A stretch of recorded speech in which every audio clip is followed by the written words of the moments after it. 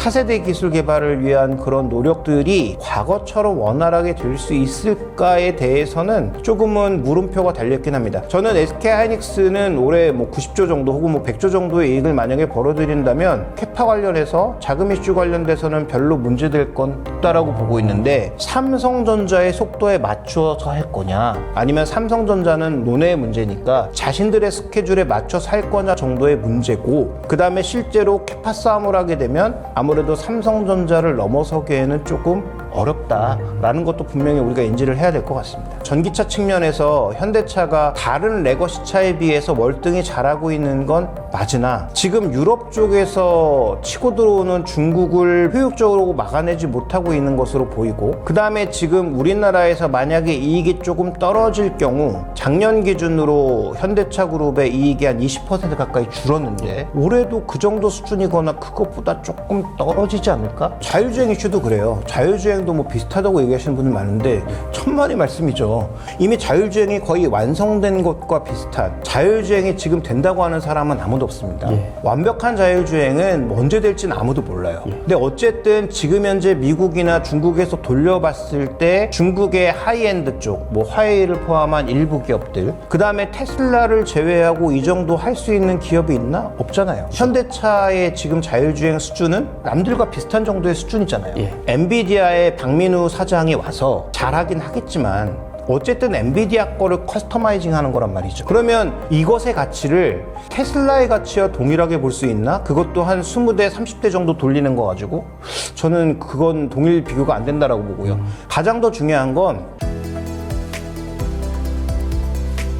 자, 그러면 지금 구글에서도요, 그 차세대 TPU에는 그 HBM4를 건너뛰어서 4E가 바로 탑재를 할 것이다 라고 이렇게 전망이 되고 있어요. 그래서 HBM 시장 흐름 자체가 어떻게 조금 전개가 될지에 대해서 궁금합니다. 일단 뭐 삼성전자가 먼저 치고 나간 건 HBM4부터 지금 출하 과정에서 먼저 치고 나갔지만 커스터마이징을 하겠다라고 했잖아요. 그러니까 이 커스터마이징을 뭐 어떤 식으로 원하는 대로 만들어줄지 모르겠는데, 지금 뭐 얘기가 나오고 있는 건 HBF하고 HBM을 뭐 붙이는 형태, 그다음에 HBM의 형태도 시장이 원하는 대로 만들어주는, 특히 이제 발열 문제를 어떻게 해결할 거냐 정도에 관련돼서, 그다음에 이게 설계를 밑에 베이스 타일을 어떤 식으로 붙여서 더 효율성 있게 만들어줄 거냐, 이런 여러 가지 전략상에서 삼성전자가 우위했기 때문에 HBM4, 4E부터 커스터마이징을 하는 쪽에 있어서는 하이닉스보다 이것도 우위에 가져갈 가능성이 높다. 왜냐하면 베이스 타일을 지금 TSMC가 10나노 공정으로 만드는데 삼성전자 4나노 공정으로 만들잖아요. 그러니까 여기서부터 일단 속도 차이가 날 수 있고, 또 하나의 포인트는 삼성전자는 만약에 이게 퀄 통과가 된다면 풀 패키징이 가능합니다.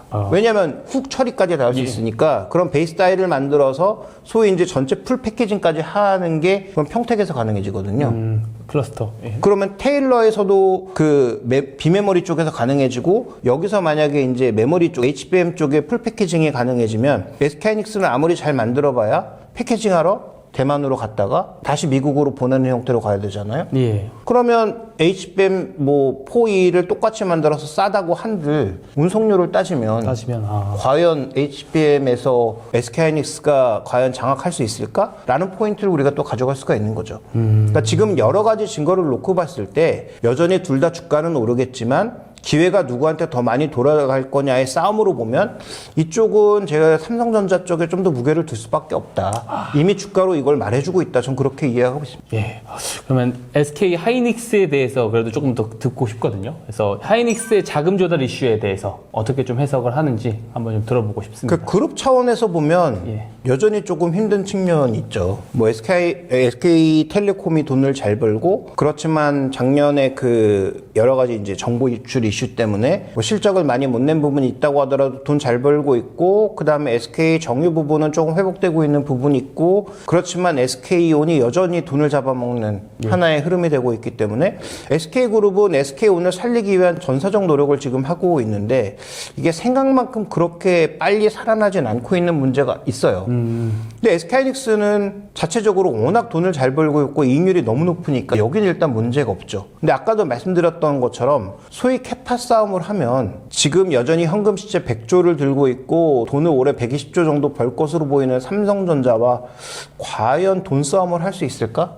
삼성전자만큼 공격적인 캐파 증설이 가능한가? 차세대 기술 개발을 위한 그런 노력들이 과거처럼 원활하게 될 수 있을까에 대해서는 조금은 물음표가 달려있긴 합니다. 그러니까 제가 이렇게 자꾸 말씀드리니까 SK하이닉스를 나쁘게 얘기하는 것 같은데 SK하이닉스도 오를 거예요. 삼성전자와 비교했을 때 약간 뒤처진다는 얘기를 드리고 있는 겁니다. 오해 없으시길 바라고. 그래서 저는 SK하이닉스는 올해 뭐 90조 정도 혹은 뭐 100조 정도의 이익을 만약에 벌어들인다면 뭐 캐파 관련해서 자금 이슈 관련돼서는 별로 문제될 건 없다라고 보고 있는데 삼성전자의 속도에 맞추어서 할 거냐 아니면 삼성전자는 뭐 정말 뭐 논의의 문제니까 자신들의 스케줄에 맞춰서 할 거냐 정도의 문제고 그 다음에 실제로 캐파 싸움을 하게 되면 아무래도 삼성전자를 넘어서기에는 조금 어렵다라는 것도 분명히 우리가 인지를 해야 될 것 같습니다. 잘 들었습니다. 반도체 그리고 삼성전자와 SK하이닉스 구도에 대해서 좀 명쾌하게 좀 설명을 좀 잘 해주셨습니다. 그러면 개인적으로 사실 저는 이쪽이 더 궁금한데 자동차 쪽에 대한 이야기를 좀 해보고 싶거든요. 그래서 우선 현대차와 기아의 올해 환경을 좀 어떻게 보시는지 한번 제가 좀 듣고 싶습니다. 일단 현대차 그룹이 세계 3위가 된 지 벌써 이제 3년째예요. 예. 올해도 아마 그 순위는 바뀌지 않을 것으로 보이는데 중요한 포인트는 이 현대차 그룹의 특성이 매출의 30%가 미국에서 나오고 네. 매출의 한 17%가 우리나라에서 나오는데 이익의 70%가 한국과 미국에서 나와요. 그런데 미국은 제가 보기에는 뭐 전기차 조금 덜 팔리는 부분 뭐 이런 부분들이 있겠지만 하이브리드로 메꿔나가면서 미국에서는 아마 큰 편차는 없을 것 같은데 네. 문제는 우리나라인 것 같습니다. 이익의 한 20% 정도가 나오는 우리나라의 지금 문제가 뭐냐면 그동안 전기차 보조금은 그냥 현대 기아차 거였거든요. 예. 근데 이게 이제 그 테슬라가 굉장히 공격적인 가격 전략으로 들어오면서 이게 쉽지 않아 보인다. 그러면 전기차 쪽의 이익이 좀 줄어드는 상황. 그래서 현대기아차가 전기차 할인 판매를 올해부터 굉장히 공격적으로 하고 있잖아요. EV3, 뭐 EV4 가격을 뭐 300만 원씩 낮춰주고 뭐 이런 공격적인 전략을 하고 있는데 그러면 매출은 유지할 수 있는데 과연 수익성은 유지할 수 있나? 이건 조금 점검이 필요한 것 같습니다. 그래서 일단 전기차 측면에서 현대차가 다른 레거시 차에 비해서 월등히 잘하고 있는 건 맞으나 지금 유럽 쪽에서 치고 들어오는 중국을 효율적으로 막아내지 못하고 있는 것으로 보이고 그 다음에 지금 우리나라에서 만약에 이익이 조금 떨어질 경우 그러면 작년 기준으로 현대차 그룹의 이익이 한 20% 가까이 줄었는데 올해도 그 정도 수준이거나 그것보다 조금 떨어지지 않을까? 그러면 지금 로봇이라고 하는 모멘텀이 붙었기 때문에 현대차 기준으로 전 세계 레거시 자동차 중에 가장 비싼 종목이 됐어요. 그러니까 원래 도요타가 12배로 제일 비쌌고 나머지 종목군들 다 뭐 4-5배 수준에서 놀고 있는데 현대차도 비슷한 물에서 놀다가 로봇이 붙으면서 50만 원대로 주가가 올라오면서 현재 밸류 기준으로 12배로 왔는데 그러면 레거시 중에 최고 인정. 그러면 여기서 더 나가기 위해서는 자동차는 안 빠지고 로봇이 터져야 되는데 아시다시피 로봇이 터지는 건 당장은 아니기 때문에 뭐 내년 내후년부터 터질 거기 때문에 그러면 그 사이의 간국을 어떻게 메울 건가가 최근에 외국인들이 그렇게 집요하게 현대차를 파는 가장 중요한 이유가 아닐까? 현대차는 이미 12배로 레거시 자동차에 최고 밸류를 주고 있습니다. 이러면 아마 또 이런 질문이 나올 거고 제가 최근에 어디 가서 방송하면서 제일 욕을 먹는 부분 중에 하나인데 저는 현대차의 신규 매수에 대해서는 조금 신중하거든요. 장기적으로는 더 올라갈 거라고 보지만 신규 매수는 말씀드린 이런 부분을 좀 확인해야 된다라고 보고 있는데 그러면 이런 질문이 나와요. 야, 테슬라 밸류를 봐라. 테슬라랑 비교하면 되지 않냐라고 하는데 두 가지를 전 지적하고 싶은데 테슬라는 뭐 논란이 있고 비싼 종목이긴 하지만 어쨌든 다 스스로 하는 기업이죠. 예, 맞습니다. 로봇의 소프트웨어부터 하드웨어, 뭐 부품 조달까지 애플 같이. 네, 전체적으로 다 이제 근데 애플은 하드웨어는 자기가 안 만들잖아요. 근데 테슬라는 이것마저도 자기가 하려고 하고 있단 말이에요. 물론 결론은 얼마나 잘 만드는지는 봐야 되지만 그런데 지금 현대차는 보스턴 다이나믹스의 지분을 갖고 있는 회사고 그 다음에 보스턴 다이나믹스의 머리는 구글의 딥마인드를 빌려오고 칩은 엔비디아 걸 빌려온단 말이죠. 그러면 이게 동일 비교가 가능한가? 그 다음에 테슬라는 스페이스X부터 뉴럴링크, 그 다음에 다양한 어떤 그 안에 서비스들의 뭐 각종 논란이 많긴 하지만 어쨌든 다 가지고 있는 기업인데 비해서 여기는 뭐 액추에이터는 모비스에서 하고, 그 다음에 액추에이터 일부는 또 만들어주고, 뭐 이런 기업이란 말이죠. 그럼 이 동일 비교가 정말 가능한 건가? 라는 생각을 하는 거죠. 그러니까 저는 테슬라랑 1대1 비교는 어렵다라고 판단하고 있고, 그나마 레거시 기업 중에서 차도 잘 팔고 이익도 높으면서 로봇 모멘텀까지 붙었으니까 지금까지 올라온 주가는 100% 쌉인정. 그런데 여기서 더 업그레이드를 하려면 둘 중에 하나는 빨리 보여줘야 될 것 같아요. 아무리 뭐라고 해도 차익이 안 빠진다. 예. 관세 뭐 받고 뭐 어쩌고저쩌고 해도 어쨌든 자동차 판매량과 이익이 안 줄어든다는 게 증명되면 더 올라갈 거라고 봅니다. 또 하나, 로봇과 관련돼서 지금은 제 집 잡아먹기잖아요. 3만 대 만들어서 미국 공장에 집어넣는다. 그러면 자기가 만들고 자기가 사주는 거잖아요. 맞습니다. 근데 이거 외에 예를 들어서 뭐 10,000대가 됐든 20,000대가 됐든 그 추가적인 물량을 빠르게 다른 쪽으로 밀어내는 게 만약에 빠르게 계약상으로 보여진다면 그러면 저는 거기서는 더 밸류업이 될 수 있다라고 봐요. 그래서 현대차 배당도 주잖아라고 하지만 20만 원대 10,000원 배당에서 5% 가까이 배당 수익률을 우리가 기대했던 것과 지금도 이제 배당 안 변해서 10,000원 줄 거거든요. 예. 50만 원대 2%의 배당은 조금 다른 문제예요. 물론 안 주는 것보다 100번 낫죠. 근데 그런 문제들도 한번 생각해 보면 저는 현대차에 대해서 지금 공격적으로도 지금 사도 된다는 조금 우리가 신중하게 접근해 볼 필요가 있겠다. 저는 그렇게 보고 있습니다. 어쨌든 주가에 오른 것에 비해서 이익에 그만큼 따라가지 않기 때문에 배당률이 좀 낮아지는 부분들이 있고, 그리고 지금 어쨌든 로봇 밸류, 그러니까 현대차를 자동차 판매 업체로서 기업으로서의 현대차를 봤을 때는 상당히 주가가 둔해였었던 모습을 보였지만 어쨌든 아틀라스 때문에 많이 올라왔고, 그렇죠. 하지만 이게 CES 아틀라스에 대한 모멘텀은 주가에 이미 반영이 다 됐고, 그러면은 이 로봇 다 되지는 않았지만 예. 네, 저는 어느 정도 녹아있기 때문에 예. 그러면 이제부터 지금까지 보여준 숫자 외에 또다시 무언가를 보여줘야 아마 된다. 시장이 좀 더 가격을 올릴 수 있는 그런 요소가 나타나지 않을까. 그러니까 지금 우리나라 대형주들은 기관 매수로 폭발하지 않은 종목이 거의 없는 것 같아요. 최근 뭐 2차전지도 폭발했죠. 그 다음에 뭐 제약바이오 쪽에 다 오른 건 아니지만 뭐 한미 약품 이런 것도 막 폭발하고 있잖아요. 그럼 하다못해 뭐 셀트리온도 지금 많이 올라가고 있는데 현대차가 못 올라가는 이유는 그만큼 치고받고 있는 겁니다.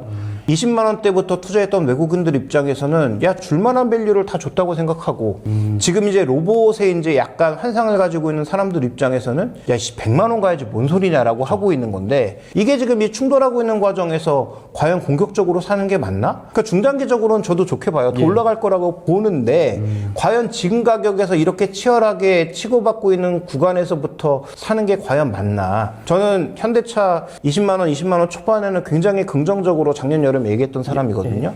지금은 신규 매수는 긍정적으로 얘기할 수 없다. 다만 보유고 계신 분들은 쉽게 물량 누구한테 뺏기지 말고 들고 갈 이유는 있다라고 보고 있는 거죠. 이사님께서는 좀 냉정하게 이야기를 해주셨습니다. 그래도 왜냐면 최근에 이 현대차 관련해서 동일한 질문을 드리면 대부분 테슬라를 봐라 이런 식으로 좀 비교를 하면서 그러니까 현대차는 적어도 아직 갈 길이 멀다 이렇게 이야기를 하시는 분들이 대부분인데 오히려 조금 냉정하게 좀 그래도 살펴보자라고 말씀을 해주신 것 같습니다. 자율주행 이슈도 그래요. 자율주행도 뭐 비슷하다고 얘기하시는 분들 많은데 천만의 말씀이죠. 이미 자율주행이 거의 완성된 것과 비슷한 자율주행이 지금 된다고 하는 사람은 아무도 없습니다. 완벽한 자율주행은 뭐 언제 될지는 아무도 몰라요. 근데 어쨌든 지금 현재 미국이나 중국에서 돌려봤을 때 중국의 하이엔드 쪽, 뭐 화웨이를 포함한 일부 기업들, 그 다음에 테슬라를 제외하고 이 정도 할 수 있는 기업이 있나? 없잖아요.